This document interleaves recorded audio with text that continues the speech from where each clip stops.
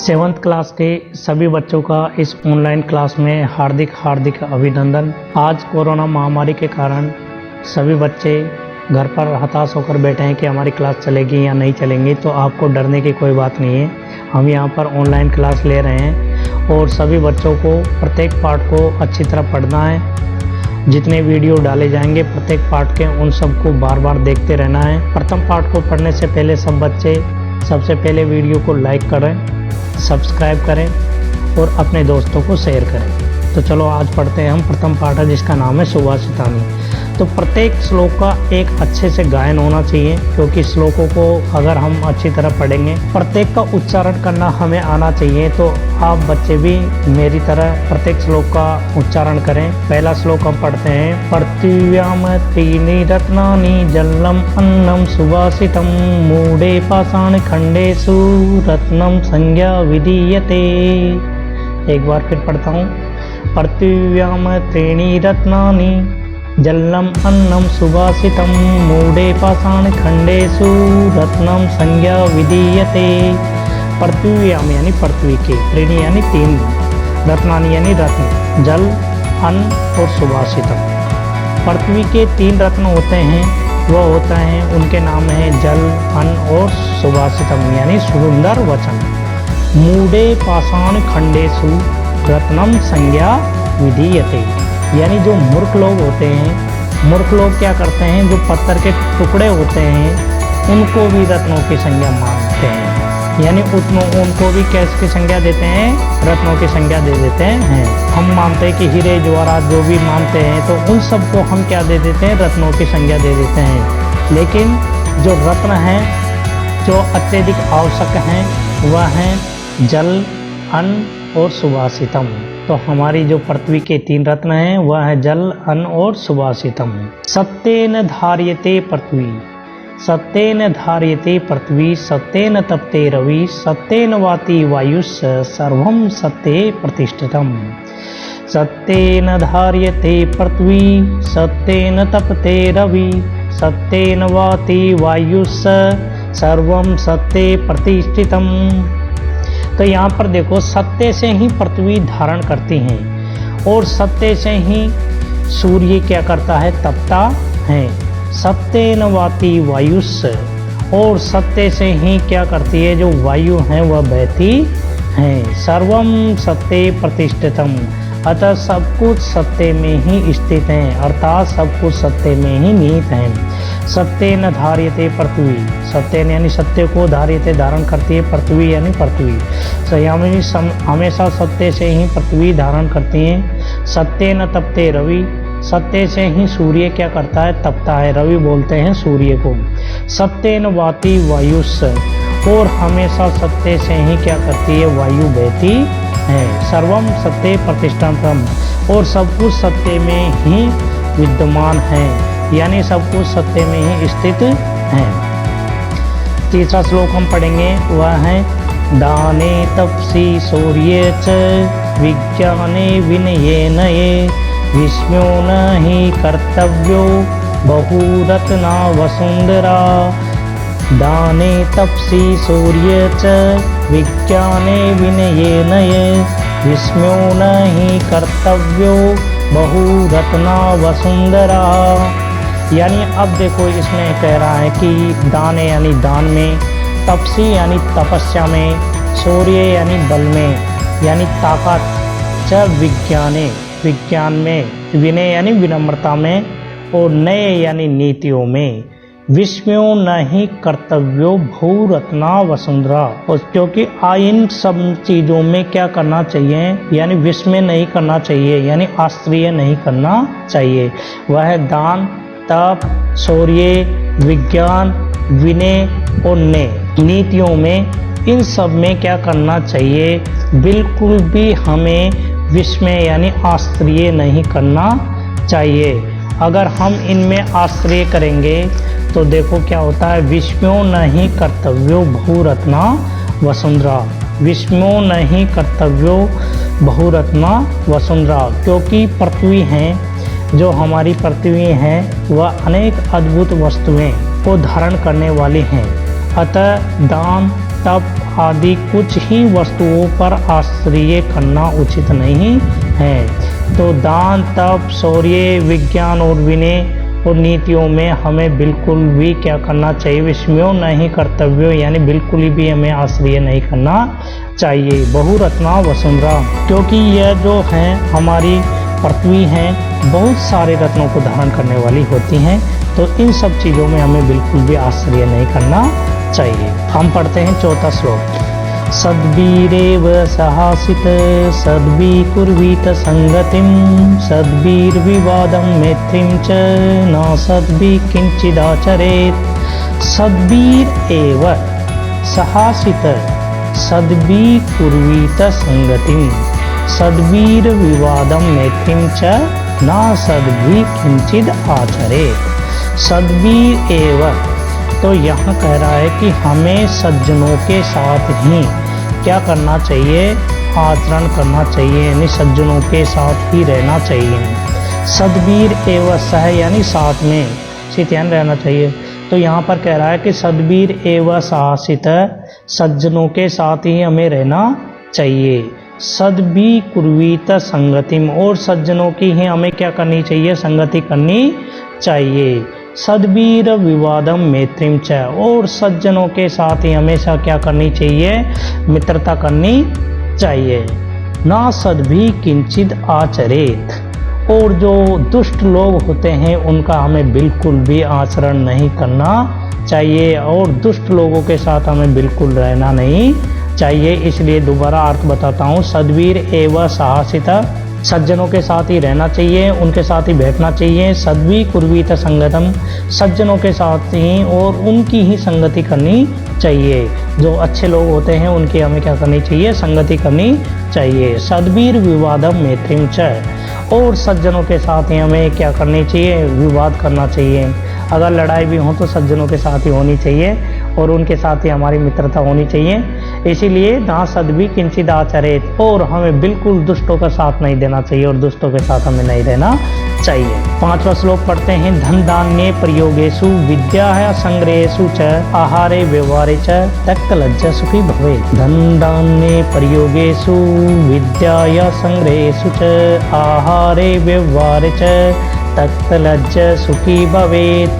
धन धान्य प्रयोगेषु, धन धान्य के प्रयोग में और यानी उधार लेने में, विद्या या संग्रहेषु च, और विद्या का संग्रहण करने में, और आहारे व्यवहार च, और भोजन करने में, और उसके साथ किसी के साथ व्यवहार करने में हमें बिल्कुल भी लज्जा नहीं करनी चाहिए, यानी शर्म को बिल्कुल छोड़ देना चाहिए। तो इन सब चीज़ों में क्या है, जैसे धन धान्य प्रयोगेषु यानी धन धान्य का प्रयोग यानी उधार का लेन देन करना, और विद्या का ग्रहण करना, और आहार यानी भोजन करना, और किसी व्यक्ति के साथ व्यवहार करने में बिल्कुल त्यक्त लज्जा यानी शर्म को छोड़ देना चाहिए। तो वही व्यक्ति क्या रहते हैं, सुखी भवेत, यानी वह व्यक्ति हमेशा सुखी रहते हैं जो हमेशा शर्म करना छोड़ देते हैं। छठा श्लोक है। समावसी कर्तिर्लोके समया किम न साध्यते शांति खंग करे यस्य किम करिष्यति दुर्जन। समावसी कर्तिर्लोके समया किम न साध्यते शांति खंग करे यस्य किम करिष्यति दुर्जन।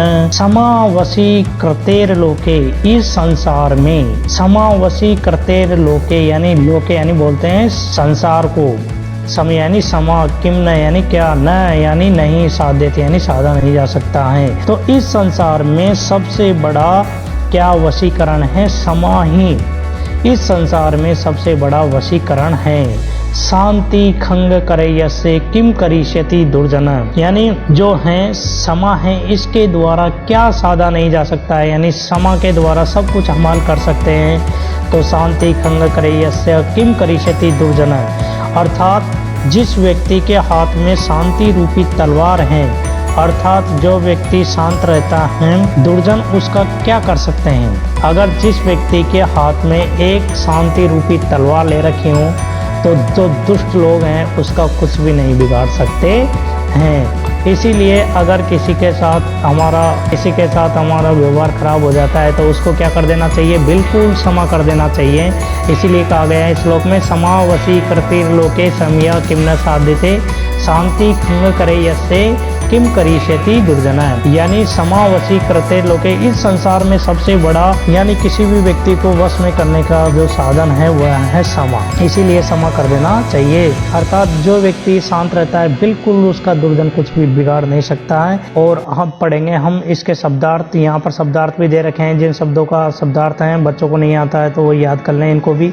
पृथ्व्याम यानी धरती पर, सुभाषितम सुंदर वचन, मूढ़े यानी मूर्खों के द्वारा, पाषाण खंडेशु पत्थर के टुकड़ों में, रत्न संज्ञा यानी रत्न का नाम, विधीयते किया या समझा जाता है, धार्यते धारण किया जाता है, तपते यानी जलता है, वाति यानी बहता है बहती हैं, वायु से यानी पवन भी, प्रतिष्ठितम स्थित है, तपसी तपस्या में, शौर्य बल में, नए नीति में, विश्व में आश्रय बहुरत्ना अनेक रत्नों वाली, वसुंधरा पृथ्वी, सद्वीर एवं सज्जनों के साथ ही साहसित है यानी साथ बैठना चाहिए, कुर्वित यानी करना चाहिए, सद्वीर विवादम सज्जनों के साथ झगड़ा। समा वशी करते लोके, संसार में समा सबसे बड़ा वशीकरण है। ना सद्भी, इसका विच्छेद करेंगे तो होता है न धन असद्भी, यानी न धन असद्भी यानी असज्जन लोगों के साथ नहीं। धन दान्य प्रयोगेशु, धन दान्य के प्रयोग में, संग्रहेशु संग्रहों में, संचय करने में, त्यक्त लज्जा संकोच या भीरुता को छोड़ने वाला, शांति खंगम यानी शांति की तलवार। तो अब सब बच्चे पहला क्वेश्चन यहाँ अभ्यास के लिए दे रखा है तो वहाँ पर है सर्वान श्लोकान सस्वरम गायत है। सभी श्लोकों को सस्वर गाना है। जिस प्रकार मैंने श्लोकों को उच्चारण किया है उसी प्रकार सब बच्चों को गाने के साथ में गाने हैं और वैसे ही सब बच्चों को उच्चारण करना है। फिर यहाँ पर दूसरा प्रश्न दे रखा है यथा योग्य श्लोकांशान मेलियत, क और ख को दोनों में से क्या है जिस प्रकार श्लोक में दिया गया है तो उन सब बच्चों को इसका क्या करना है, मिलान करना आना चाहिए। तो हम इन सब का मिलान करेंगे। यहाँ पर देखो धन दान्य प्रयोगेशु, धन दान्य प्रयोगेशु, तो अब इसमें ख वाले में देखेंगे कि इसका किसके साथ मिलान होगा।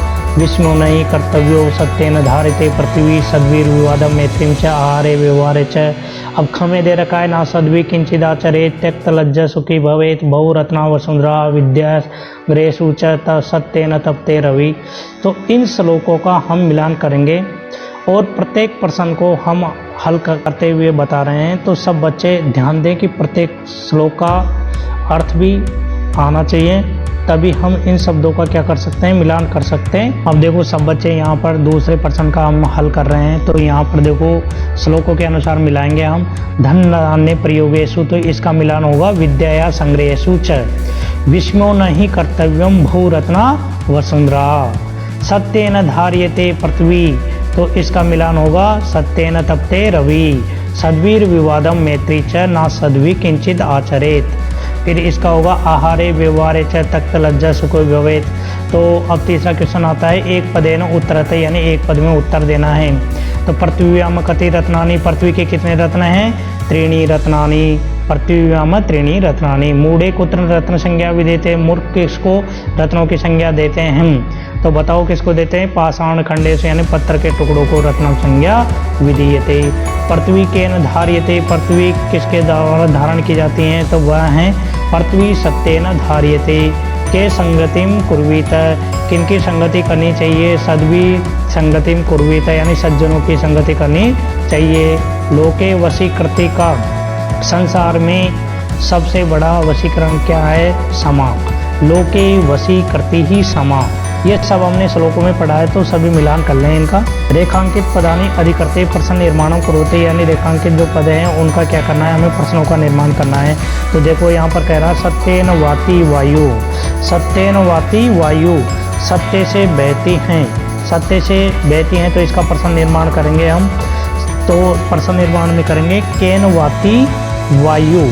देखो यहाँ पर प्रश्नवाचक चिन्ह मैंने लगा रखा है आंसर में, तो ये लिखना है आपको केन वाति वायु। सद्भी सहासित, तो इसका हो जाएगा काबी एवं सहासित।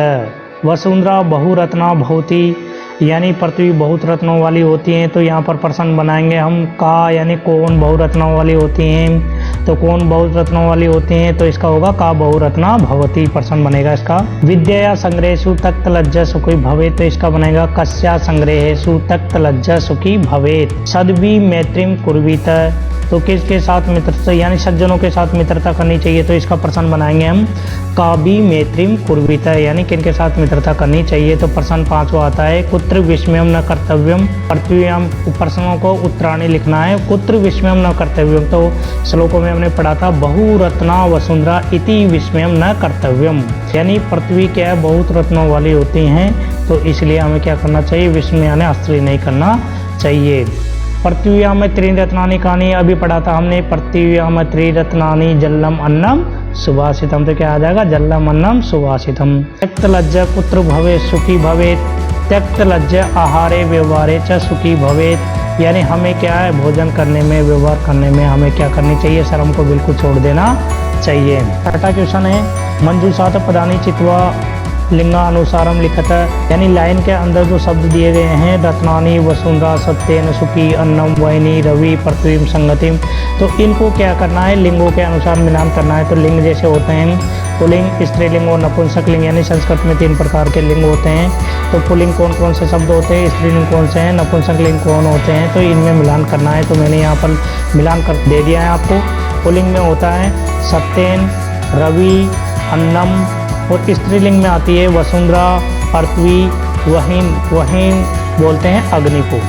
रत्नानी नपुंसक लिंग में आएगा, सुखी नपुंसक लिंग में, और संगति में यहाँ पर किसका प्रयोग किया गया है नपुंसक लिंग में, तो ये सब हम लिखेंगे। 7वां क्वेश्चन है अधोलिखित पदेषु धातु के संति, अधोलिखित यानी जो नीचे दिए गए पद है उनमें धातु क्या है, करोति, करोति शब्द में धातु है क्री धातु, पस्य यानी पस्य में है दृश्य धातु देखना जिसको बोलते हैं हम, भवेत होना क्या अर्थ में होती है भवेत, तो भू धातु, तिष्ठति इष्टा धातु होती हैं। 7वें क्वेश्चन में कहा गया है अधोलिखित पदेषु धातु के संति, यानी नीचे दिए गए जो पद हैं उनमें धातु कौन कौन सी हैं, जैसे आपने पढ़ा होगा पट धातु, लिख धातु, पश्य धातु, क्री धातु, इष्टा धातु, भू धातु, ये सब धातु हैं। तो इनमें से हमें छांटनी है करोति शब्द में कौन सी धातु होगी, नीचे आंसर में मैंने लिख रखा है क्री धातु।